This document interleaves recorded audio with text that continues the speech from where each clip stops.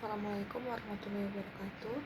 Perkenalkan, nama saya Anissa Jan Anggraini, NIM 230401011 dengan dosen pengampu Dr.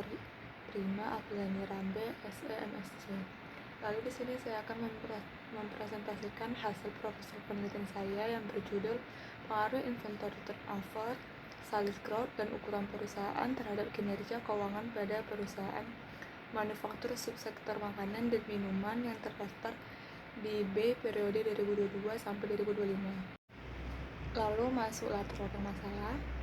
Di era globalisasi dan pasca pandemi 2022 sampai 2025 menimbulkan tantangan besar bagi industri manufaktur subsektor makanan dan minuman di Indonesia. Dinamika dunia bisnis yang terus berkembang secara cepat menuntut perusahaan untuk merumuskan strategi yang tepat untuk menghadapi persaingan yang semakin ketat, tidak hanya dari pelaku usaha dalam negeri tetapi juga dari perusahaan internasional. Keunggulan perusahaan asing dalam penerapan teknologi digital menjadi pemacu bagi perusahaan domestik untuk terus beradaptasi dan mempertahankan posisinya di pasar nasional, di antaranya yang pertama, tekanan inflasi global, yaitu yang dimana lonjakan harga komoditas bahan baku penting seperti gandum, susu, gula, serta gejolak kurs rupiah.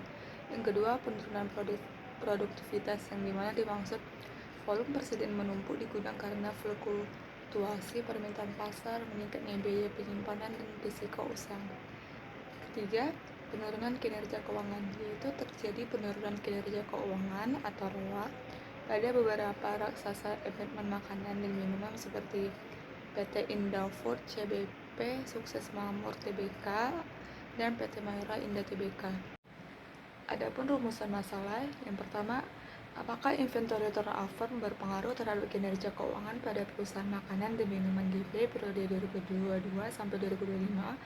Kedua, apakah sales growth berpengaruh terhadap kinerja keuangan pada perusahaan makanan dan minuman di B periode 2022 sampai 2025? Ketiga, apakah ukuran perusahaan berpengaruh terhadap kinerja keuangan pada perusahaan makanan dan minuman di B 2022 sampai 2025? Keempat, apakah inventory turnover, sales growth, dan ukuran perusahaan berpengaruh secara simultan terhadap kinerja keuangan pada perusahaan makanan dan minuman di B periode 2022 sampai 2025? Tujuan penelitian yang pertama, untuk menguji dan menganalisis pengaruh inventory turnover terhadap kinerja keuangan secara parsial. Kedua, untuk menguji dan menganalisis pengaruh sales growth terhadap kinerja keuangan secara parsial. Ketiga, untuk menguji dan menganalisis pengaruh ukuran perusahaan terhadap kinerja keuangan secara parsial. Keempat, untuk menguji dan menganalisis pengaruh inventory turnover, sales growth, dan ukuran perusahaan terhadap kinerja keuangan secara simultan. Tinjauan pustaka, ada teori keagnean atau agency theory, menjelaskan hubungan kontra antara pemilik perusahaan prinsipal dengan manajemen agen. Karena agen menguasai asimetri informasi, manajer berpotensi oportunis, optimalisasi kinerja keuangan, dan tata kelola aset menjadi bukti pertanggungjawaban agen kepada prinsipal guna meminimalkan konflik keagenan. Lalu teori sinyal atau signaling theory, langkah manajemen atau internal memberikan isyarat tentang kondisi operasional perusahaan kepada investor luar. Informasi perputaran persediaan yang efisien, kenaikan penjualan, dan aset yang memadai dipandang sebagai sinyal positif prospek cara meningkatkan ketertarikan pasar modal.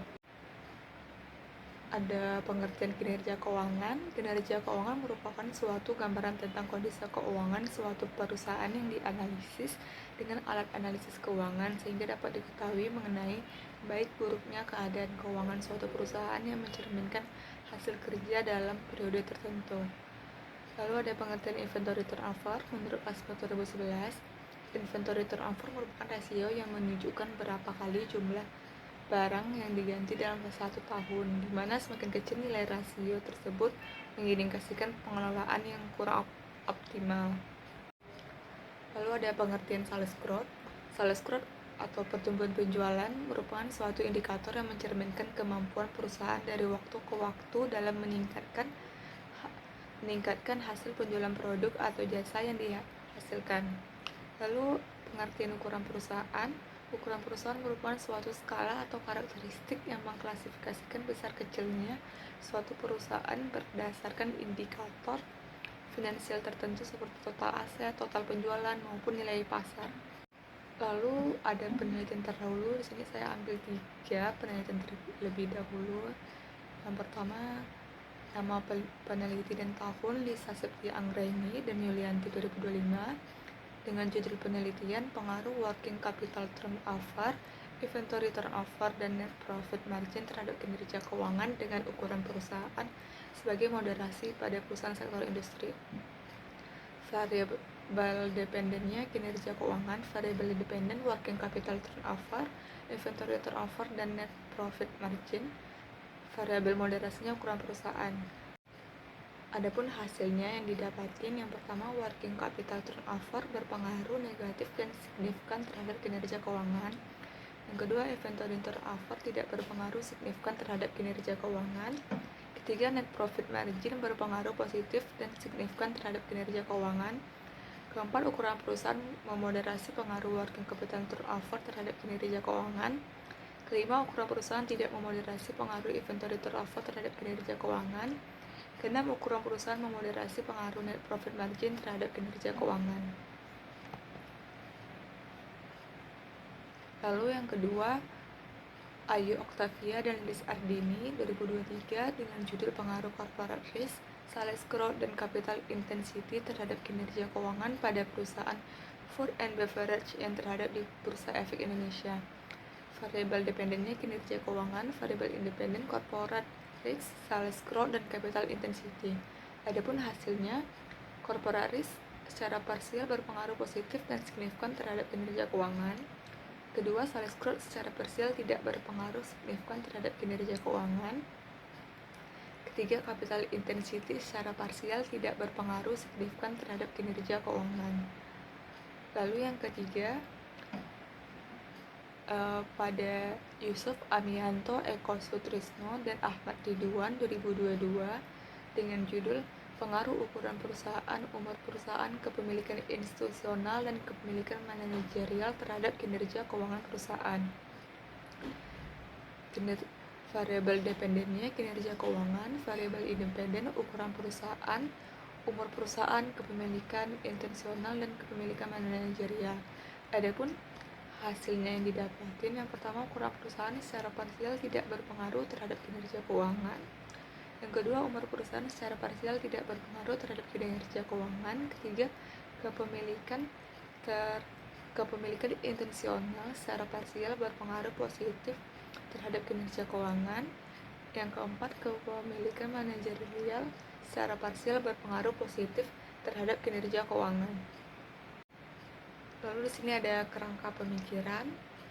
Bisa dilihat H1 diduga inventory turnover berpengaruh terhadap kinerja keuangan. H2 diduga sales growth berpengaruh terhadap kinerja keuangan. H3 diduga ukuran perusahaan berpengaruh terhadap kinerja keuangan. H4 diduga inventory turnover, sales growth, dan ukuran perusahaan berpengaruh secara simultan terhadap kinerja keuangan. Metodologi penelitian. Penelitian ini menggunakan metode penelitian kuantitatif dengan jenis pendekatan asosiatif kausal.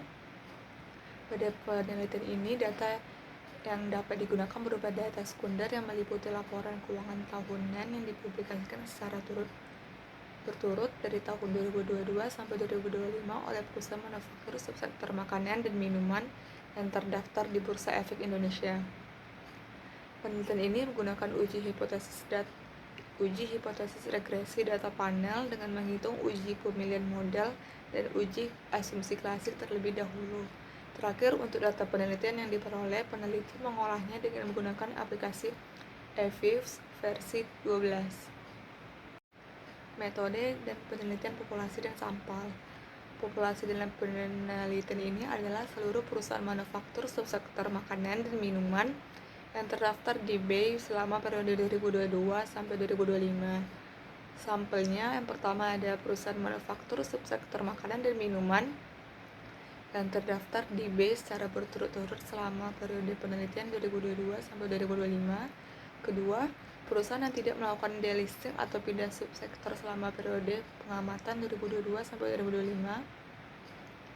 Ketiga, perusahaan yang menyajikan laporan keuangan secara konsisten dalam satu mata uang rupiah dari tahun 2022 hingga 2025.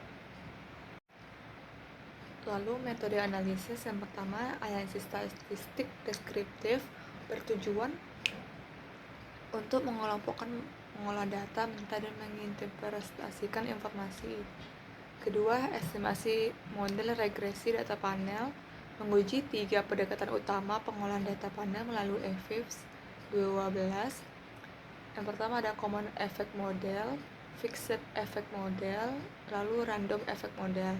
Ketiga, pemilihan model regresi terbaik atau teknik pengujian model, yaitu dengan menentukan model estimasi regresi terbaik melalui serangkaian tes, uji Chow, Chem versus FEM, uji Hausman, FEM vs RE, uji Lagrange multiplier, Chem vs RAM. Lalu keempat, uji asumsi klasik data panel, menjamin keabsahan model ekonometrika bebas bias, yaitu uji multikolineritas dan heteroskedastisitas. Lalu uji parsial atau uji T dan simultan uji F. Selanjutnya koefisien determinasi Aegis R². 5. Bersama regresi data panel. Lalu yang keenam ada pengujian hipotesis, uji statistik T, uji statistik F, dan analisis koefisien determinasi. Lalu sekian dari presentasi saya. Apabila ada kesalahan mohon dimaafkan. Terima kasih. Saya tutup. Wabillahi taufiq wal hidayah. Wassalamualaikum warahmatullahi wabarakatuh.